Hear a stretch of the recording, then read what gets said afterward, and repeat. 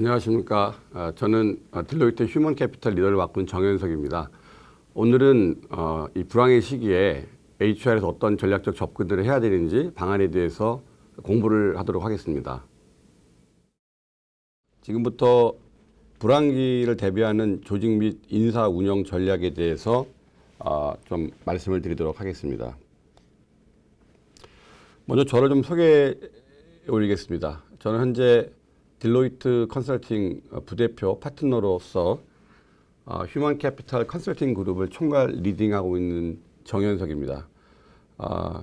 처음으로 그 하나그룹에서 업무를 시작해서 PwC 컨설팅에서 이사로 재직을 하였고 머서 컨설팅에서 HR을 하면서 전무로 재직하였습니다.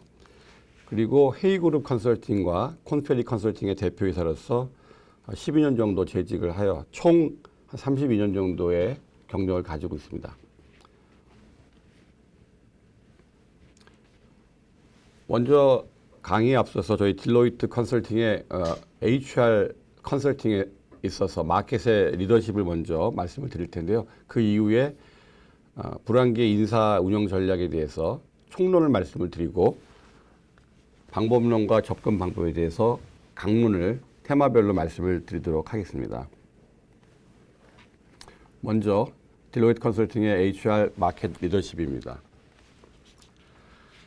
딜로이트 컨설팅은 매년 볼트닷컴에서 각 분야별로 컨설팅에 대한 전문성과 역량을 중심으로 랭킹을 매기는데요. HR 컨설팅 분야에 있어서 2020년부터 2024년까지 5년간 연속 선정되고 있습니다. 좀 재미있는 것은 2023년도에는 머서나 콘펠리 같은 HR 퓨어플레이가 맥킨지나 보스턴 컨설팅이나 베인보다 앞서 있었지만 글로벌리는 맥킨지, 베인, 보스턴도 HR에 많은 관심을 갖고 투자를 하고 있다고 합니다. 점수에서 볼 수 있듯이 딜로이트 컨설팅은 압도적인 차이로 지난 5년 동안 HR 컨설팅에 있어서 1위를 차지하고 있습니다. 저희 서비스는 딜로이트 내에 모니터 딜로이트라는 전략 그룹이 있기 때문에 그 전략을 연계해서 인더스트리별로 전략에 대한 디코딩을 하고 조직과 워크 트랜스포메이션, M&A 상황에서의 HR, 그 다음에 글로벌 오퍼레이션에 있어서 HR, 그 다음에 전략적 인력 계획, 그리고 최근에 화두가 되고 있는 러닝 앤 리더십에 대해서도 각별한 서비스를 하고 있습니다. 최근에 또한 많은 기업들이 조직의 경쟁력에서 문화를 강조하고 있는데요. 컬처 프로젝트도 많이 진행을 하고 있고요. 그다음에 투명한 거버넌스 운영을 위해서 회장, 사장, 그 밑에 CXO들에 대한 선임과 그리고 컴펜세이션과 평가 이런 내용들도 이사회와 함께 많이 운영을 하고 있고요. 최근에 딜로이트는 또 AI나 디지털과 같은 또 서비스를 제공하고 있기 때문에 HR에 이러한 AI와 디지털이 어떠한 임팩트를 미치는지 다양한 연구를 통해서 테크놀로지 연결해서 사람의 퍼포먼스를 올리는 쪽에 많은 즉 엔드투엔드 서비스를 제공하고 있습니다.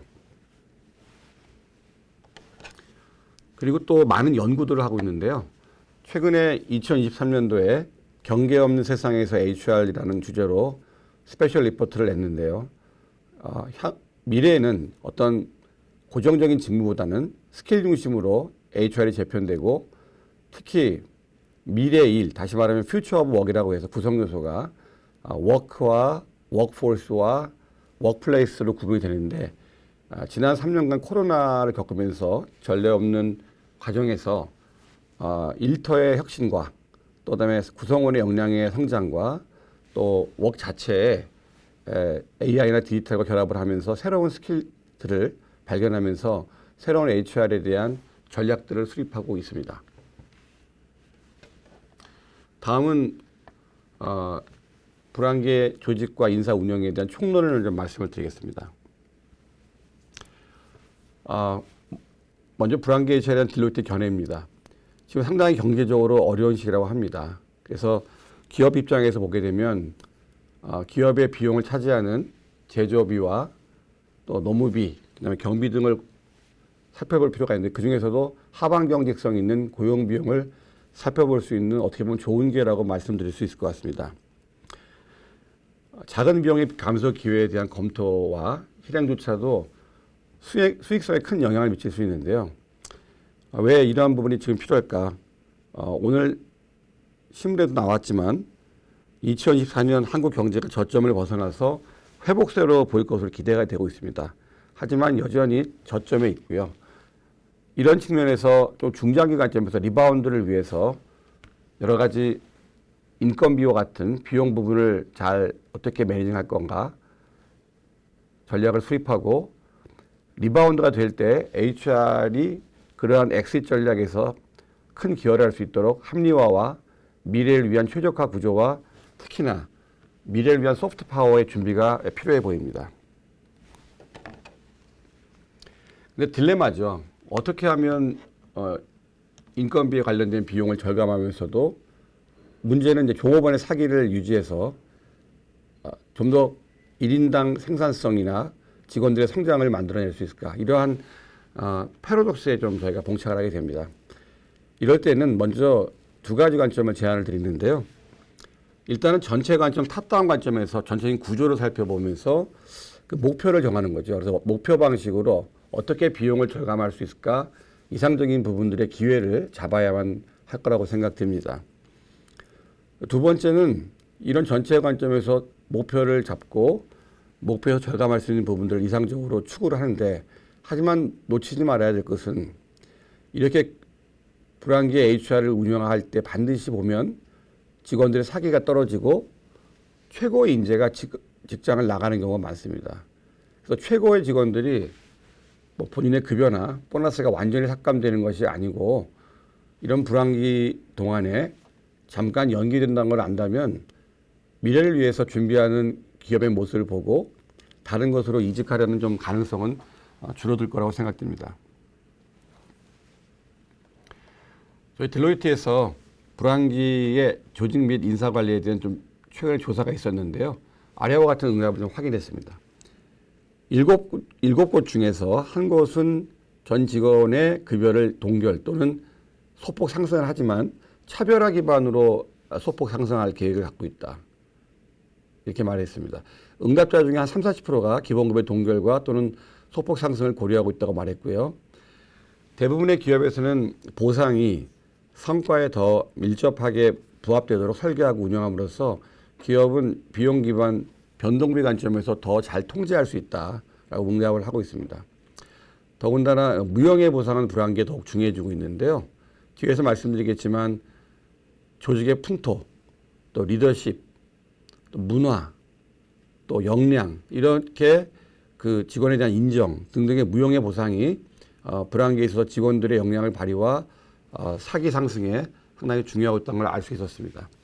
조직의 38%와 28%는 특히 앞서 말씀드린 것처럼 고성과 직원 유지 프로그램과 다양한 비재무적인 인정 프로그램을 만들어서 직원들의 에너지를 유지를 하고 있는 일들을 하고 있습니다.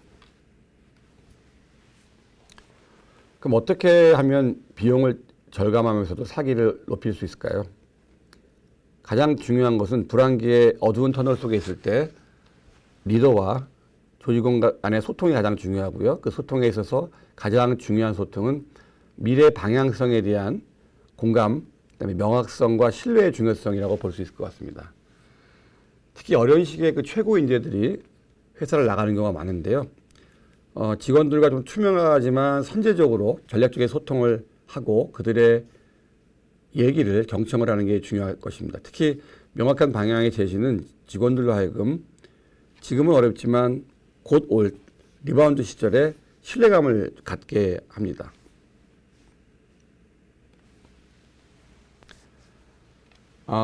회사가 직원들의 마음과 생각을 계속 모니터링하고 사로잡지 않는 한 다른 회사에서는 저희 유능한 직원들을 데려가려고 노력할 것인데요. 만약에 저희가 직원들에 대한 마음을 읽고 직원들의 명확한 방향성을 가지고 소통을 한다면 다른 회사에서 인력들을 데려가는데 어려움을 가질 거라고 생각합니다. 그래서 기업의 리더께서는 직원들이 확실히 회사에 대한 믿음이 있고 몰입이 되고 있다고 생각할 수 있도록 다양한 메시지로 소통을 하고 단단한 믿음을 줘야 되는데요. 저희는 한 5가지 정도 아이디어를 좀 말씀드리고자 합니다. 앞서 말씀드린 것처럼 명확한 방향 제시가 필요합니다. 우리 조직이 어디를 향하고 있는지 직원들이 명확하게 이해하고 신뢰할 수 있어야 됩니다.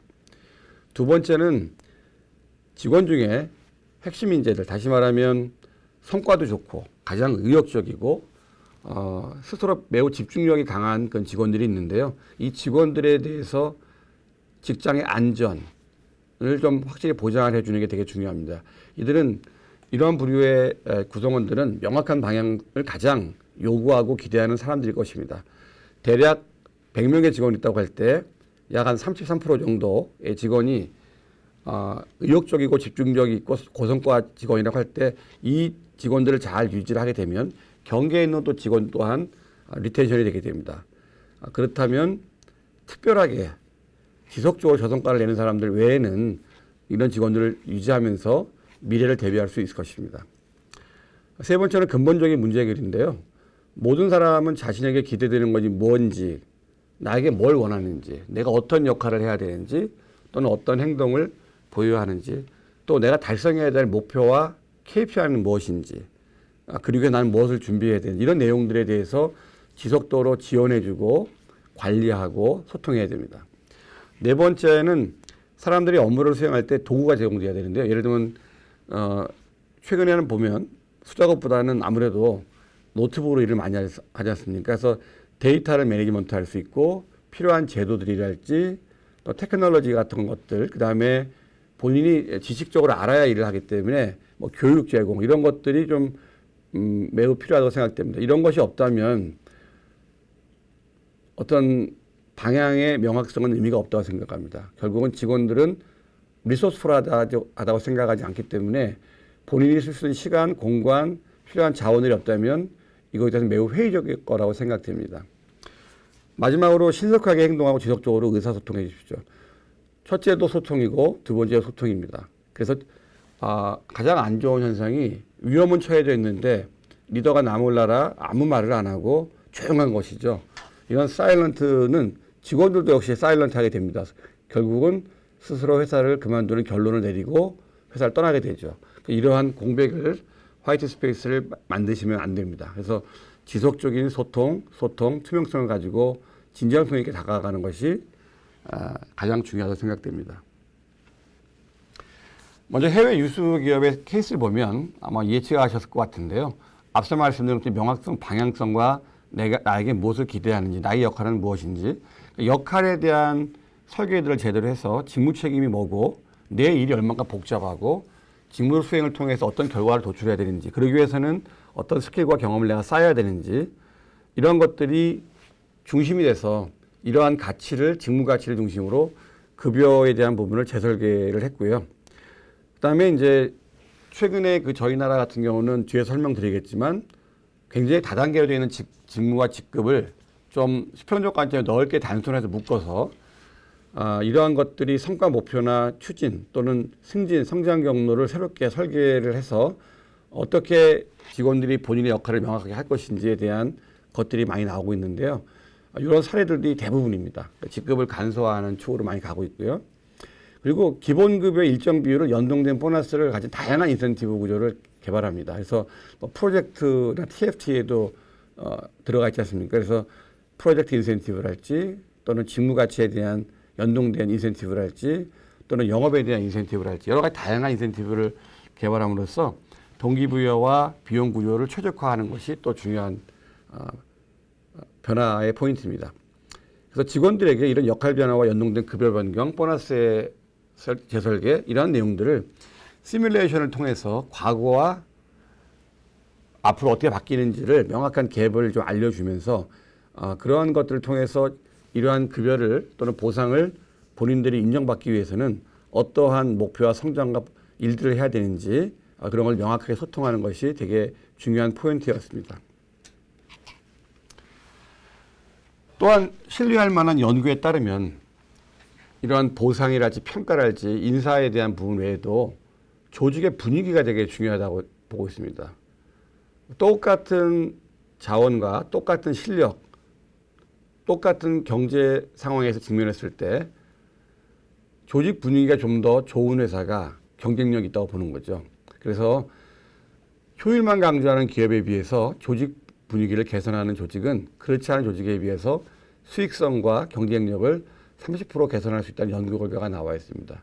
이 부분을 그대로 저희가 경기 침체 회계 비즈니스에 대입한다면 결국은 결과가 나쁠 때 또는 불황기에 직원들에게 동기부여를 부여하기 위해서는 좀 더 의미가 있고 내가 높은 목표를 가지고 일할 수 있는 에너지가 조직 내에 있어야 한다고 생각됩니다. 이렇게 일관된 의미와 가치를 보여주고 실천하면 직원들은 신뢰를 쌓을 수 있고 성장할 수 있습니다. 이것은 상황이 나아졌을 때 바로 리바운드를 할 수 있는 계기가 되게 됩니다. 그래서 불황기 시절을 이용해서 좀 가까운 미래 회복과 중장기 관점의 조직의 체질 개선과 도약을 위한 준비를 하는 것을 권합니다. 그래서 돈이 많이 들지 않습니다. 좋은 환경을 조성하는 리더십에 투자하십시오.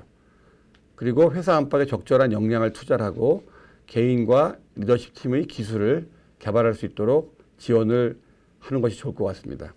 마지막으로 리더십 팀, 다시 말하면 CEO를 포함한 탑팀들 또는 간부들 이런 팀이 전략에 대해 조율하고 일관되게 얼라인돼서 의사소통을 할 수 있도록 강력한 일관된 조직 문화 프로그램, 인사제도 프로그램들을 운영을 해야 됩니다. 또 한 가지는 어려운 환경에서도 직원들은 리더를 바라봅니다. 또한 동료와 함께 하죠. 그래서 제일 중요한 게 리더의 자세와 역할인데요. 리더는 어려운 상황에서도 냉철한 머리를 가져야 됩니다. 판단을 해야 되니까요. 그리고 어려운 상황에서도 조금 더 혁신할 수 있도록 창의성이 조직을 지속적으로 자극할 수 있도록 그럼으로써 조직에 생동감이 줄 수 있도록 의견과 직원들의 행동이 자유롭게 나오게 다시 말하면 제약을 최소화하는 허용의 자세를 가지고 직원들을 접근해야 됩니다. 어려운 시기에는 냉정함을 유지하는 리더는 영웅이 될 뿐만 아니라 팀플레이어가 될 수 있는 것입니다. 다양한 리더십 스타일을 가지고 직원들에게 접근을 하길 권합니다. 훌륭한 리더는 항상 기업에 가장 적합한 것을 항상 고민하죠. 불황기 상황에서도 두각을 나타내기 위해서는 대표적으로 두 가지 역량을 좀 말씀드리고 싶은데요. 크게 에고 머추어리티와 두 번째는 컨셉추얼 띵킹이라는 겁니다. 그러니까 에고 머추어리티에 대해서 먼저 말씀을 드리면 굉장히 어려운 시기에도 깜깜한 터널 속에서도 저 끝에 빛을 향해서 리더는 도전의 위협을 느끼지 않고 무릎을 상대적으로 덜 꿇는 반응을 보이거든요. 그들은 무작정 당황하거나 성급한 판단을 하지 않습니다. 그래서 어려운 시기에 다시 한번 조직을 재점검하고 비즈니스를 다시 한번 재점검하며 미래를 위해서 조직을 다시 한번 포지셔닝할 기회를 찾습니다. 자존감이 강한 리더는 동료와 경쟁자의 좋은 점과 나쁜 점을 모두 보면서 균형된 시각을 가지고 가급적이면 직원의 좋은 점을 바라보고 좀 좋지 않은 점에 대해서는 코칭이나 이런 걸 통해서 변화가 될 수 있도록 리딩을 하는 그러한 리더십을 가지고 있는 거죠. 두 번째, 멘탈에 대한 거고 사업에 대한 얘기인데요. 컨셉추얼 띵킹에 대한 얘기입니다. 리더들은 목표를 달성하기 위해 어떻게 다르게 행동할 수 있을까 늘 상상합니다. 저희 딜로이트에서는 이제 이런 얘기가 있거든요. 이미지를 하라. 항상 미래에 대해서 상상을 해라. 경계 없이 그거를 디자인해서 액티베이트를 하는 거죠. 그래서 어떻게 행동을 다르게 할 수 있는지 늘 상상하고요. 그들은 예상치 못한 곳에서 비즈니스 기회를 찾을 수 있고 겉보기에는 관련이 없는 데이터나 이런 걸 가지고서 패턴을 볼 수 있습니다. 그냥 바텀업으로 분석만 해서 결과를 보는 그러한 관리적인 차원이 아니라 미래의 패턴을 찾아서 비즈니스 기회를 찾아내는 그런 개념적이고 전략적인 사고를 합니다. 이러한 개념적 사고는 혁신의 핵심이고 자원이 제한되어 있어 더욱 이상적인 역량입니다. 꼭 이 부분을 기억하시기 바랍니다. 불황기는 집중적인 긴축도 해야 되지만 시나리오별로 전략적인 성장을 위해서 새로운 구조를 혁신하고 그 혁신된 구조가 미래로의 변신과 재도약을 꿈꾸게 하는 그런 전략을 실행하기 좋은 시기입니다. 변화를 추진할 수 있는 기회를 잡으세요. 앞서 말씀드린 것처럼 오늘 뉴스에 저희 나라가 이제 불황기에 어떤 저점을 찍고 이제 턴어라운드를 할 시기가 아닌가라고 예측들을 하고 있는데요. 지금은 전략에 다시 집중하고 핵심 사업의 운영 방식 재편해야 할 때라는 걸 꼭 기억하십시오. 그리고 프로세스를 좀 간소화하고 중복과 낭비를 발견해서 합리적으로 일할 수 있고 더 핵심적이고 부가가치가 있는 일에 집중할 수 있도록 그런 일하는 환경을 조성을 해야 됩니다. The simpler, the better. 다시 말하면 단순화하고 그런 과정에 좀 더 집중적으로 일할 수 있는 생산성이 높은 일을 할 수 있는 환경을 만들어줘야 됩니다. 또한 누가 무엇을 책임지는지 명확하게 하고 거버넌스 모델 이것이 투명하게 만들고 이러한 거버넌스 모델이 속도와 민첩성, 더 나은 의사결정이 나올 수 있도록 그런 구조를 미리 준비를 하여야 합니다. 그리고 이 부분에서는 좀 워크 리아키텍처라는 말씀을 좀 드리고 싶은데요. 우리가 이제 리바운드 할 때 미래의 비즈니스를 보려면 결국은 이제 사업을 보고 시장을 봐야 될 겁니다. 그리고 그거에 따라서 경쟁 전략이나 혁신 전략을 만들게 되는데요. 혁신 전략과 경쟁 전략을 만들고 그걸 실행할 수 있는 조직을 만들어야 되겠죠. 조직을 재편해야 될 겁니다. 물론 매우 슬림화되지만 애자일한 조직을 구성을 해야 되겠죠. 이 조직 안에는 뭐가 있을까요? 사람과 일이 있죠. 그래서 그 사람이 있기 전에 뭔가 워크라는 거를 리아키텍처를 해야 됩니다. 그 전에 있던 일을 그대로 하는 거는 문제가 있습니다. 그래서 새로운 조직에 맞는 워크를 리아키텍처하고 거기에 따라 사람의 구성원의 역량과 리ኳ이먼트를 새롭게 정의하고 피트니스를 봐야 되는 거죠. 또 그들이 잘 액티베이션 되고서 모티베이션 돼서 일할 수 있도록 그런 환경과 제도를 새로이 구성을 해야 됩니다. 이렇게 워크라는 거, 그다음에 사람, 워크포스, 그다음에 환경과 제도, 워크플레이스라는 세 가지를 딜로이트에서는 퓨처 오브 워크이라고 보고 있고요. 이런 것들이 또한 다양한 AI나 디지털 결합함으로써 휴먼 퍼포먼스가 증강될 수 있도록 효율화적 관점에서 생산성을 높일 수 있도록 바꿔나가고 있습니다. 이런 관점을 좀 말씀드리고 싶습니다. 그래서 먼저 워크에 대해서 말씀드리면 가치 창출의 어떤 업무를 어떻게 수행할지에 대한 재구상이 좀 필요합니다. 그래서 우리 기업의 미래의 전략에 맞는 또 어디서나 작업이 가능해야 됩니다. 과거에는 사무실에서만 작업이 했지만 다양한 곳에서 작업이 될 수 있도록 재설계에 대한 작업에 대한 설계가 필요하고요. 두 번째는 그러한 일들을 수행하는 사람들의 역량, 잠재력, 기회, 기여들을 정확하게 평가하고 업무의 기술을 동적으로 매칭해서 조금 더 좀 기술 기반으로 일할 수 있도록 그런 환경을 많이 만들어야 됩니다. 그리고 뒤에서 말씀드리겠지만 꼭 정규직이 다 일을 하는 건 아니고요. 기계와 어떤 머신과 함께 결합해서 일할 수 있는 방법. 두 번째는 외부의 전문가들과 함께 일하는 방법. 이렇게 일의 생태계에서 뭔가 인력들을 조달해서 일할 수 있는 워크포스를 구성을 해야 됩니다. 마지막으로 워크플레이스입니다. 워크플레이스는 코로나 전에는 좀 많이 부각이 안 됐었는데요. 확실히 3년 동안 코로나를 경험하면서 비대면으로 일도 많이 했지 않습니까? 최근에는 많이 직장으로 돌아왔지만 하이브리드로 일을 많이 하거든요. 그래서 직원들이 좀 더 자유롭고 본인의 퍼포먼스에 집중할 수 있도록 그런 환경과 제도를 만드는 것을 의미합니다. 그래서 인간의 경험이 극대화되고 디지털 업무 환경에 일을 잘할 수 있도록 일하는 구조나 방법과 일터가 하이브리드로 변경이 돼야 되는 걸 의미합니다.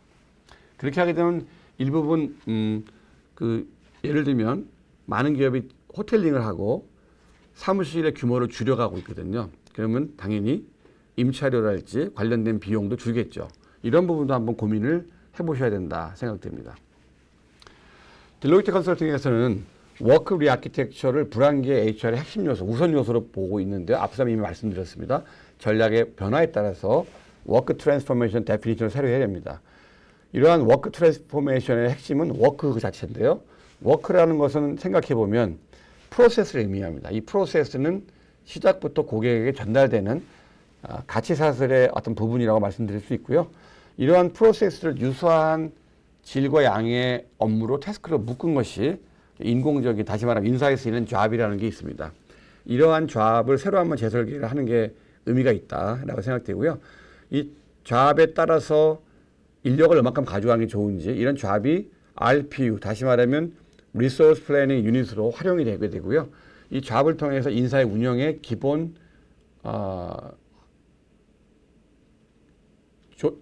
기본 내용으로 활용이 되게 됩니다. 이러한 조합을 몇 개를 묶어서 팀을 만들고 이 팀이 결국은 조직 구조가 된다고 말씀드릴 수 있습니다. 조직 구조라고 하는 것은 정태적 관점으로 보기도 하지만 그 안에는 결국은 조합과 프로세스와 사람이 있는 거죠. 그리고 이 조직 안에 있는 워크포스를 어떻게 매니지먼트 할 것인가가 나와 있습니다. 그래서 그 사람들의 스킬과 컴피턴스 베이스로 HR 제도를 재설계해야 됩니다. 2005년부터 행동 역량 관점에서 인사의 평가 요소를 많이 설계를 해왔는데요. 그건 당연히 좀 더 업그레이드가 돼야 되는 것이고요.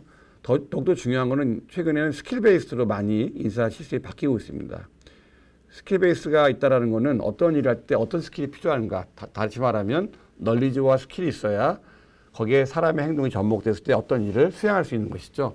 최근에 많은 기술이 변화가 되면서 스킬도 많이 바뀌었습니다. 예를 들면 디지털 스킬이랄지 또는 뭐 공장도 자동화 기반으로 많이 바뀌다 보니까 어떤 스킬들이 사람이 익혀야 되는 이런 거를 새롭게 인사에 접목하고 특히 교육과 육성 측면에서 러닝 플랫폼을 기반으로 다양한 기술을 익힐 수 있도록 또 서티피케이션을 받을 수 있도록 인사 구조를 개편한 많은 기업들이 있습니다. 이런 부분들도 초점을 맞추셔야 됩니다. 그리고 그렇게 일을 했을 때 평가를 하게 되죠. 그래서 보상과 인정에 대한 부분, 그들의 성장, 또 결국은 교육과 육성이 되겠습니다. 그리고 본인이 일하기 좋은 휴먼 센터드 관점의 어떤 일의 공간, 뭐 재택이 됐던 어떤 다른 워크플레이스가 됐던 사무실이 됐던 다양한 곳에서 일의 능률을 올릴 수 있는 그러한 관점을 가지고 재설계를 진행을 해야 됩니다. 하지만 불황기에는 이러한 워크나 워크포스나 워크플레이스 관점 생각해 봤을 때 제일 중요한 거는 워크, 다시 말하면 업무가 되겠죠. 어떻게 이 업무를 효율화할 건가. 왜냐하면 업무를 효율화하면 퍼포먼스가 올라가고 그 업무를 하는 사람의 역량도 또 바뀌어야 됩니다. 그럼 우리가 효율화를 기대할 수 있는 터치포인트가 뭐가 있을까요? 지금 보시는 자료처럼 일하는 방식, 일이라는 건 있고요. 그 일을 위한 일하는 방식과 역량의 극대화가 효율성을 높일 수 있다고 생각되고요. 또한 업무 시간 또한 중요하죠. 일한 시간만큼 생산성이 나오게 되는데 여기서 중요한 거는 선택과 집중을 통해서 좀 몰입해서 일을 하는 게 되게 중요하거든요. 그렇지 않으면 생산성이 높아지지 않죠. 그리고 업무 시간이라는 것은 최근에 52시간 제도 하에서 그대로 페이와 연결이 됩니다. 그래서 가급적이면 텐션 있게 몰입감 있게 일을 하고 업무 시간을 가급적이면 줄이는 것이 중요하고 또는 자동화 기술 같은 것도 결합하게 되면 사람이 더 부가가치가 있는 일을 할 수 있게 되겠죠. 이게 선택과 집중이 필요하고 그다음에 누가 이 일을 할 것인가 책임감이 중요합니다. 책임 있는 사람은 그 일을 완결을 합니다. 그래서 아레나를 명확하게 구조화할 필요가 있다. 그리고 프로세스로 그 일의 체계성을 가지고 일을 잘할 수 있는 도구를 제공한다. 아까 앞서 말씀드렸습니다. 여러 가지 디지털 디바이스들을 제공한다지 데이터가 있어야 되겠죠. 그리고 늘 조직 안에서 일상을 보게 되면 본인이 명확한 아레나의 일을 또 하지만 보고성 업무가 많습니다. 결국은 리더가 구성원에게 일을 배분하고 보고와 또는 보고서 등으로 리더와 커뮤니케이션 하죠. 그러니까 리더가 얼마만큼 그 리소스의 어베일러빌리티와 또 구성원의 역량을 고려해서 적시적으로 일을 갖다가 배분하고 그 부분에 대한 의사결정을 하느냐가 되게 중요합니다. 이러한 것들이 전부 다 업무 효율화와 생산성을 높이는 데 관계가 되고 있다고 생각됩니다. 불황기의 HR의 최적화, 합리화를 위해서 고객으로부터 요청되는 주요 핵심 미션 보통 아래와 같습니다. 주로 비용 절감, 효율성 올려야 됩니다. 고객 사이클, 다시 말하면 마케트 리치, 다시 말하면 고객에 빨리 다가갈 수 있는 효과성을 높여야 됩니다. 그 다음에 신제품과 서비스를 개발하는 혁신을 해야 됩니다. 또 기술 구현 자동화가 필요합니다. 또 성장을 위한 사업의 전개가 필요합니다. 이런 내용들을 얘기하고요.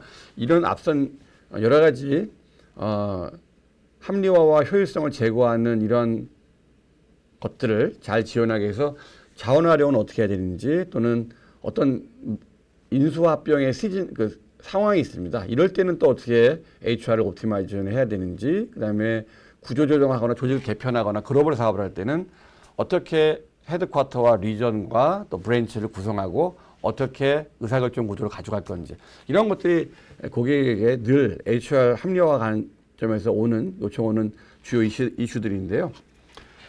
불황기 HR 주제에 대한 좀 고객의 주요 관심과 가설적인 솔루션은 아래와 같습니다. 주로 프로세스 리엔지니어링, 프로세스를 매핑하고 재설계하는 거죠. 앞서 설명드렸습니다. 워크 트랜스포메이션에서. 그다음에 프로세스를 개선합니다. 개선할 때는 어떠한 프로세스가 활동 가치가 있는지 분석을 하는 거죠. 그리고 세 번째는 이런 활동 기반의 원가를 계산해서 좀 더 생산성이 많이 나오는 쪽에 사람을 좀 배치하고 그런 일들이 잘 될 수 있도록 하는 것이 중요하겠죠. 그러기 위해서는 프로세스 중심으로 해서 잡이나 태스크들을 재설계해야 됩니다. 그래서 이런 부분이 필요하고요. 이러한 작업에 대한 재설계, 직무의 재설계는 주로 직무의 확대나 직무의 강화 또는 최근에는 직원들의 관심까지 포함한 잡 크래프트라고 하죠. 이런 것들도 포함해서 HR 관점에서 새로운 혁신이 좀 필요한 거죠. 이러한 것들이 결국은 이런 직무가 팀에 녹아들어서 팀의 높은 역량과 에너지로 퍼포먼스를 낼 수 있고 전사 관점에서 조직에서 이게 종합적으로 전사의 성과를 낼 수 있는지 이런 부분이 중요합니다. 또 한 가지는 좀 더 많은 아웃풋이라는 관점에서 생각해 보면 조직은 좀 더 애자일해야 됩니다. 그래서 너무나 수직적 관점 다단계가 있는 것이 아니라 그 층을 좀 더 줄여서 스팬 오브 컨트롤과 함께 그 레이어를 줄여서 조직을 합리화하는 그러한 재설계가 필요한 것입니다. 다음 자료에서 보게 되면 그럼 효율화와 개선화가 뭐 그림이 어떤 건가 좀 궁금하실 텐데요. 먼저 우리가 프로세스랄지 태스크들을 분석들을 통해서 우리가 하는 일이 좀 단기적으로 중장기적으로 어디서 효율화가 될 수 있고 효과가 뭘까 이런 개선 과제 아이디어를 정리할 필요가 있습니다. 그리고 이런 것들을 가지고 중요성과 시급성 관점에서 효율화 개선 로드맵을 짜고 마스터 플랜을 짭니다. 그럼 여기 그림에서 보시는 것처럼 뭐 예를 들면 수주품의 효율화다. 그러면 관련 업무는 수주품이 진행 및 계약서 날리는데 여기에 대한 내용을 좀 더 세분화하고 이러한 것들에서 실제로 추진이 필요한 부분이 있는가 이런 것들 다 조사를 하는 거죠. 이렇게 아이디어 파이프라인을 정리하고 이 중에서 급하게 추진할 수 있는 것들을 따로 표시를 해서 실제로 효율화를 진행하는 것이죠. 효율화에는 그 워크나 태스크 자체를 찾아서 어디서 개선이 필요한지도 있지만 아까 제가 그 업무 효율화 터치 포인트에서 보게 되면 그 일하는 방식도 또 중요하거든요. 맨 위쪽에 왼쪽에 보시면 보고와 관련된 거랄지 또는 보고서 분량, 회의 시간 뭐 이런 것들이 상당히 그 직원들이 어떤 일에 집중할 수 없도록 디스트랙션을 만들어내거든요. 그래서 이런 것들도 분명히 한정된 시간은 누구나에게 공통된 거지 않습니까? 그 시간을 좀 더 다른 업무를 개선하는 데 활용할 수 있게 하는 게 되게 중요하다고 생각됩니다. 또 효율화를 하기 위해서는 그 일에 대한 명확한 R&R이 정해져 있는 말씀을 드렸습니다. 그래서 보시는 것처럼 전산화와 자동화의 내용은 이런 것이고 IT 시스템 구축, 개선을 통한 업무 수행, 효율성 제고 가능 업무라는 게 발견이 됐고 현재 총 업무 비중은 얼마만큼이며 이러한 것들을 어떻게 효율화할 수 있는지에 대한 자료가 되겠습니다. 결국은 이러한 일하는 방식과 R&R 그다음에 그 태스크 자체에 대한 효율화 영역을 찾아냄으로써 그거를 줄이고 다시 구조화를 해서 맨 왼쪽에 아래 보게 되면 실제로 그 사례인데요. 에디즈 업무 영역 구성에서 비핵심 업무를 효율화함으로써 그 일을 다른 쪽에 돌려서 생산성을 높이는 뭐 이런 걸로 업무 배분이나 인력 배분을 재배치한 사례가 되겠습니다. 또 중요한 거는 이러한 그 업무 효율화에 대한 아이디어와 개선 과제와 어전시 등등을 관리하는 로드맵과 플랜이 있으면 이거를 별도로 추진하고 챙겨봐야 되는 조직이 필요한데요. 그래서 많은 기업들이 혁신팀이 따로 있습니다.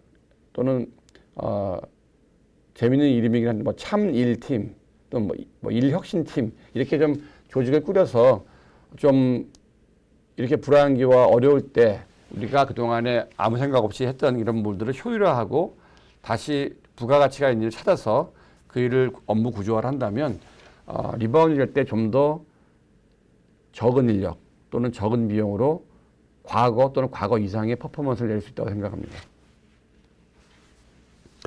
앞서서 이런 일의 생산성이나 이런 측면에서 약간 하드 팩터 관점에서 말씀을 많이 드렸는데요.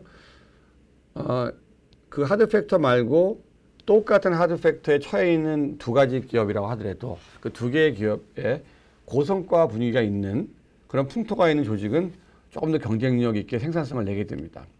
그래서 지금 말씀드리는 이 자료는 고성과 조직의 분위기 6가지 특징을 말씀드릴 수 있는데요. 이 보시게 되면 방향 설정과 실행 관리 피드백이 있습니다. 이거는 가만히 생각해 보면 여러분 성과 관리 프로세스를 보시면 방향 설정이 목표죠. 그 다음에 실행 관리는 두 평가를 합니다. 그 다음에 그거 갖고 결과를 매칭해서 인사에 반영을 하죠. 근데 그거는 이제 성과 관리상의 하드 팩터고요. 이 부분은 분위기와 관련된 겁니다. 다시 말하면 리더와 많은 직원들이 함께 있을 때 부서와 조직의 전략 방향이나 목표 이런 선정 배경에 대해서 이해하고 공감하느냐. 공감을 해야 움직이죠. 그리고 또한 리더가 그 일을 진행함에 있어서 다른 조직보다 좀 더 혁신적인 엑설런트한 목표를 생각한다. 그런 걸 직원이 느끼게 해야 됩니다. 그리고 그렇게 할 수 있도록 독려하고 지원해주는 이런 분위기인가. 이럴 때 같은 불황기라도 이런 것들을 잘 공감하는 조직은 조금 더 도전적인 의식을 가지고 명확한 목표를 달성하려고 노력을 많이 하게 되겠죠. 생산성이 높아지겠죠. 그다음에 실행 관리에 있어서는 뭔가 불필요한 가이드라인의 절차 뭐 이런 건 없는지, 그다음에 일할 때 책임과 권한을 명확하게 주고 자유롭게 일할 수 있는 방법을 좀 생각해야 됩니다. 하지만 그러한 거에 있었을 때는 본인의 책임의식이 생기고 목표를 달성하는 데 큰 도움이 될 거라고 생각됩니다. 하지만 목표를 달성 못했을 때는 거기에 대한 응당한 평가가 공정하게 이루어져야 되겠죠. 그래서 조속한 피드백을 통해서 잘하고 있는 행동을 강화하거나 좀 잘못된 행동은 수정하고 성과에 대한 인정과 보상을 통해서 직원들의 자신감과 몰입감을 높이는 조직, 그러한 조직이 더욱더 생산성이 높겠죠. 그리고 조직의 생사가 곧 나의 생사라는 생각을 가질 수 있도록 또 조직 내 집단 연대감 이런 것들이 좀 문제 해결할 때 집단 지능을 활용할 수 있는 또 집단의 에너지가 어떤 문제를 해결할 수 있는 조직으로 만드는 것이 불황기의 조직 관리 되게 중요한 포인트입니다. 별도로 도움이 되는 게 아니니까요. 이런 부분들을 늘 신경을 좀 쓰셔야 됩니다. 그리고 다음은 이제 좀 리마인더인데요. 불황기가 딱 왔을 때 앞으로도 이런 패턴이 주기적으로 온다고 가정을 한다면 시나리오별로 뭔가를 해야 될 일과 나중에 해야 될 일 정리를 해야 되는데요. 시나리오 첫 번째는 출혈 억제 단계입니다. 그러니까 뭔가 불황이 오거나 굉장히 어려운 환경에 처했다 그러면 빠른 분석을 통해서 즉시적으로 구조조정 및 관리 통제를 해서 상황을 제압을 해야 됩니다. 여기에 대한 모든 공감이 돼야 되고 말씀드린 것처럼 비핵심 프로세스, 조직 수축의 레이어를 축소하고 좀 더 소팀제로 되어 있는 거를 대팀제를 통해서 리소스를 상호 공유할 수 있도록 하는 게 되게 중요합니다.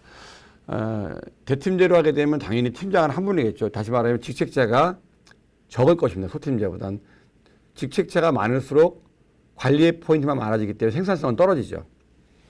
그리고 비핵심 직무 등을 효율화하고요. 그 다음에 핵심 노하우 강화하고 이제 적정 인력 계획을 만드는 거예요. 뒤에 설명드리겠습니다. 그래서 첫 번째 제일 중요한 거는 고정비보다는 변동비성으로 현금으로 바꾸는 게 되게 중요합니다. 그리고 여기서 이때 이제 집간접 비용의 한 20% 30%를 줄인다 이러한 생각을 가지고 빠르게 접근을 해야 됩니다.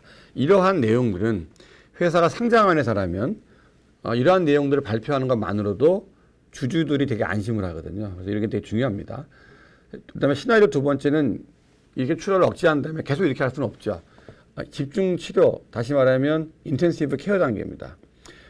전략적인 최우선 우선순위를 재조정 좀 하고요. 그다음에 성장 엔진 관련된 프로세스는 투자를 조금씩 하게 되고요. 비관련 프로세스는 자꾸 이제 제거를 해 나가야 되고, 그다음에 고정비와 유지비 효율성을 강화하고, 그다음에 지배구조 및 의사결정에 대한 강화를 통해서 출혈 억제 단계 다음에 턴어라운드를 준비하는 첫 번째 진입구로 이 집중 치료 단계를 활용을 해야 됩니다. 그리고 회복 단계가 명확해지면 전반적으로 전략을 재조정하고 회속으로 빠르게 성장할 수 있는 사업 운영 모델을 재설계를 하고 거기에 따른 프로세스와 지원 체계를 강화를 해야 됩니다. 그리고 그러한 새로운 사업 운영 모델을 수행할 수 있는 신규 미션 직무를 개발하고 인력 자원을 외부에서 채용하거나 또는 재배치를 하는 게 중요합니다. 이때부터는 비용도 씁니다. 근데 비용 대비 투자 대비 이익이 많이 날 수 있도록 이러한 분석들을 통해서 의사결정하고 사업 가치를 재창출하는 단계로 접어든다고 말씀드리고요. 이러한 회복 단계는 다음 시나리오 네 번째인 유지 단계에서 별도의 케어가 있지 않으면 그 성장이 멈추는 경우도 많이 있습니다. 그래서 중장기 지속적인 실행을 위해서 내외부 핵심 프로세스의 관리와 대응력을 강화하고 거시적 관점에서 뭐 자본 투자나 이익에 대한 투자, 그다음에 전략적인 기대 성과, 전략에 대한 얼라이먼트 이런 것들이 되게 강조가 많이 돼야 하는 시기라고 말씀드릴 수 있을 것 같습니다. 다음은 불안개 조직과 인사 운영 전략에 대한 강론을 좀 말씀드리겠습니다. 이미 앞서서 말씀드린 부분을 조금 더 구체적으로 말씀을 드리는 거라고 아시면 될 것 같습니다. 예, 딜로이트는 엔터프라이즈 트랜스포메이션 모델, 다시 말하면 기업이 지속적인 혁신을 위해서 이 그림과 같은 내용이 필요하다 보고 있습니다. 이렇게 보시면 사업 환경에 따라 경쟁 전략에 따라 전략을 만들고 이 전략은 결국은 관통하는 게 조직이 합니다.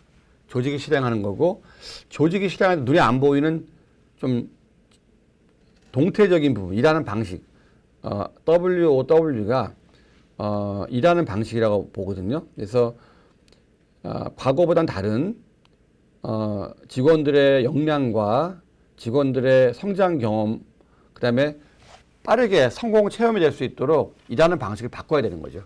뭐 최근에 많이 나온 내용들이 스프린트 방식을 많이 쓰는 애자일 운영 방식이나 디자인 띵킹 방식을 많이 쓰고 있습니다.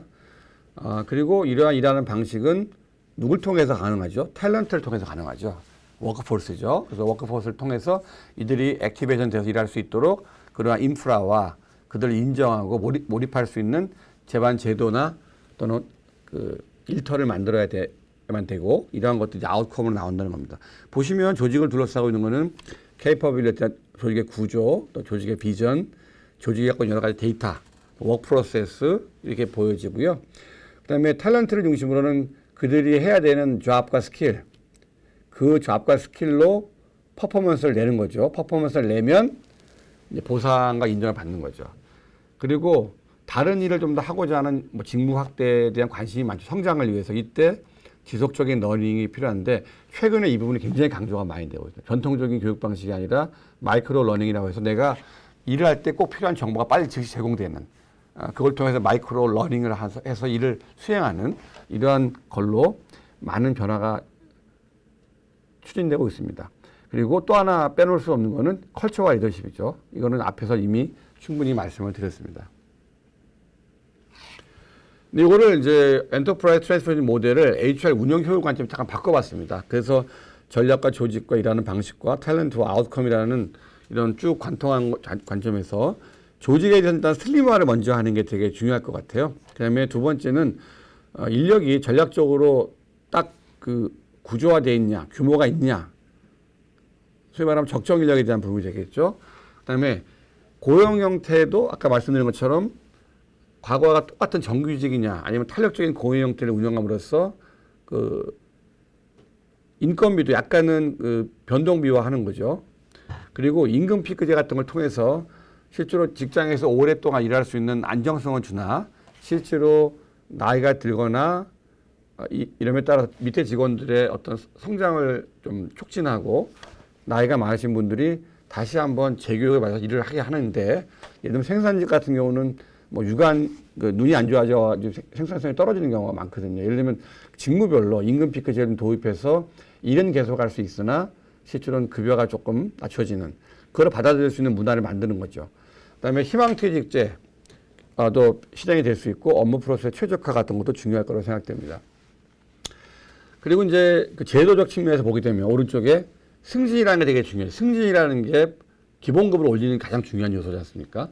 그래서 승진 상한제를 도입을 한달지 또는 승진이라는 구조는 어디에 영향을 많이 받을까요? 직급의 구조에 영향을 많이 받겠죠.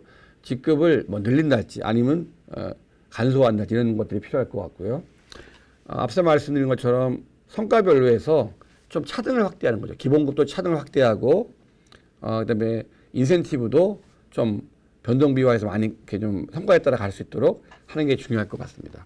또 한 가지는 저희 나라는 쉽지는 않지만 저희가 글로벌 사업을 많이 운영하는 회사의 경우는 해외에는 직무가치 보상으로 전환을 해서 직무별로 핵심 직무를 발굴하고 그 직무에 대한 보상 잡 사이즈에 따라 보상을 하는 것도 되게 중요한 겁니다.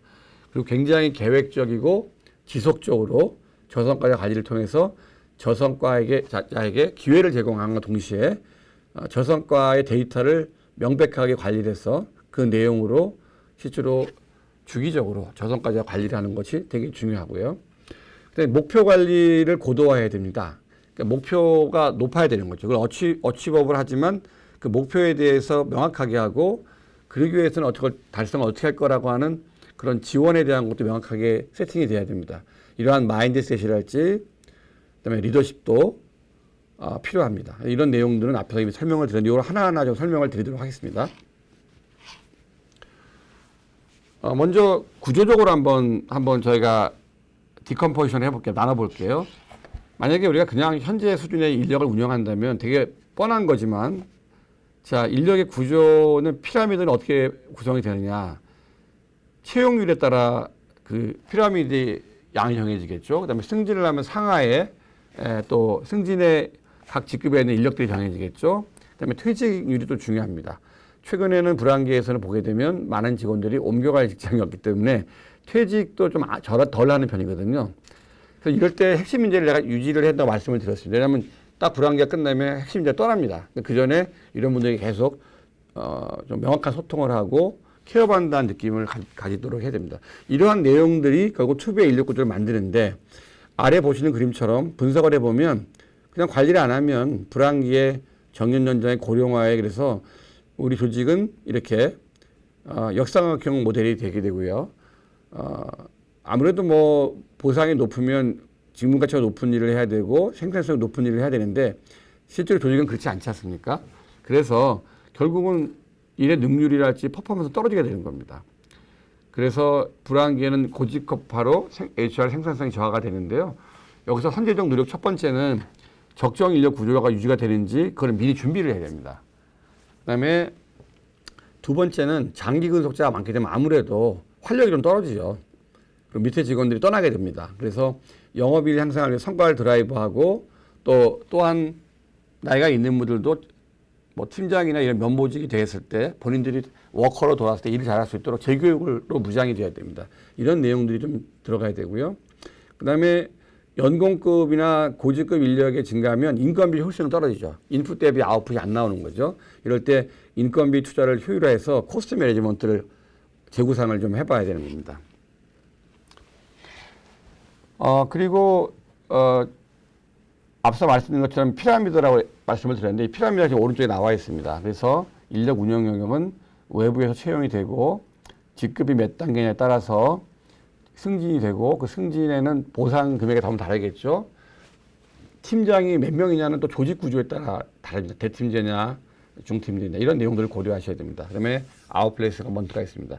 이런 것들이 돌아가게 되는 거에는 어떤 증거가 있어야 하는데 그 증거가 성과 증거고요.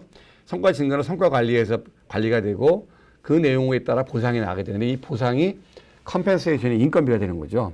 그래서 다시 왼쪽을 보시면 인건비, 다시 말하면 우리는 right spend, 적절한 옵티멀한 보상을 줘야 된다. 이렇게 보시고 역으로 그러면 거기에 영향을 미치는 게 뭘까 생각해 보면 right shape, 다시 말하면 적정 수준의 인력 구조가 확보가 되느냐. 고직급화 예방을 해야 된다.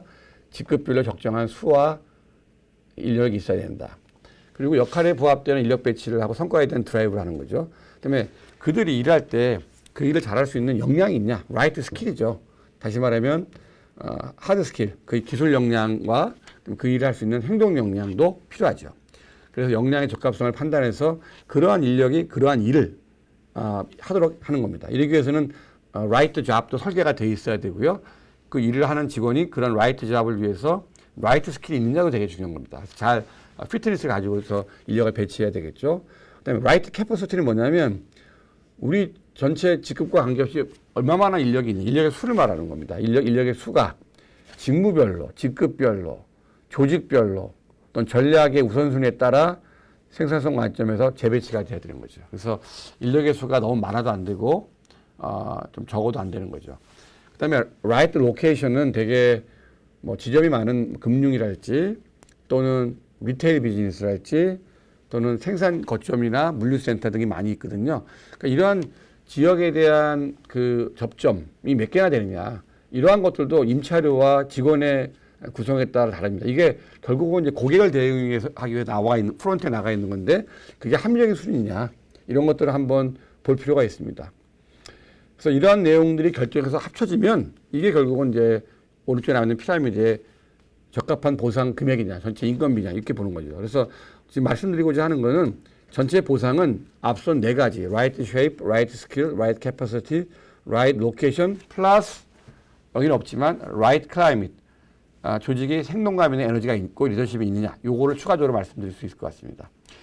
여기까지 말씀드리고 다음 시간에 돌아오겠습니다.